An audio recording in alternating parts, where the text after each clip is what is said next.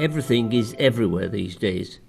Check out the supermarket. Orange juice from China, nuts from India, swordfish from Japan, lager from Czechoslovakia, scores of European cheeses. You name it, it's there. Not when I was growing up. You'd never taste the range of French cheeses or Bohemian lager beer. At least you couldn't unless you were very rich and could go anywhere when the fancy took you. All that has changed. But it's not just foods. Got an iPhone? Everyone knows it was invented and designed at Cupertino in California. Who knows where the complex bits and pieces of its innards are made or assembled? Apple doesn't say.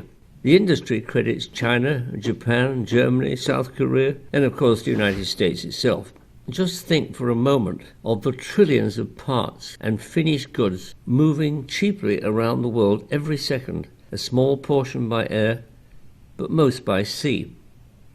We call it globalization.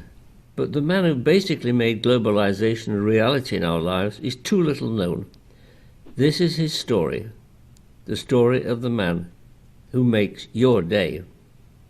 In the Great Depression of the 30s, when millions of Americans were out of work, worse than now, Malcolm McLean was a 24-year-old truck driver. He got a job to take cotton bales from Fayetteville in North Carolina all the way to a pier in Hoboken, New Jersey, for shipping overseas.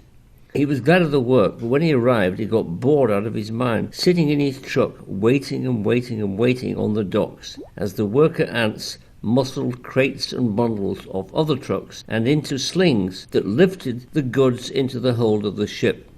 On board the ship itself, with much yelling and arm-waving, the stevedores then unloaded each sling and saw its contents placed in a designated position in the hold.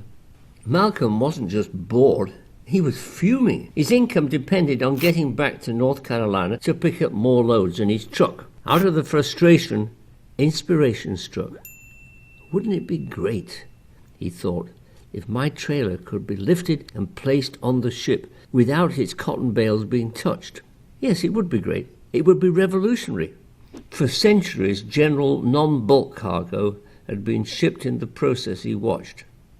It was called break bulk shipping. Boxes, bales, crates, handled piece by piece. What Malcolm envisaged would have saved him only a day, but it would have saved everyone else something like 2 weeks in loading and unloading the ship.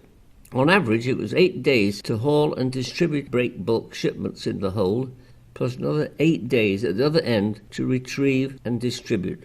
All that time would have been saved if Malcolm McLean could have just driven his truck onto the ship and at the other end driven it off. Well, today, that concept is a reality. The concept that occurred to Malcolm is known as containerization. It has done more than just save a great deal of time. It's the reason why we have a thriving global marketplace, offering us that infinite variety of things. And it's the reason we can move cargoes from remote parts of the world at minimal cost. Malcolm had his idea in 1937. The 24-year-old truck driver sitting in his truck in Hoboken was 40 before he did anything about it. By then, he'd built his one truck into a big trucking company. He borrowed money from an enterprising vice president at Citibank in New York and set about designing the steel boxes and the decks of the ships to carry them, stacked one on top of another. A lot of people thought he was crazy. Inventors always attract armies of naysayers who can never remember how critical they were. For our part, we should remember Malcolm McLean.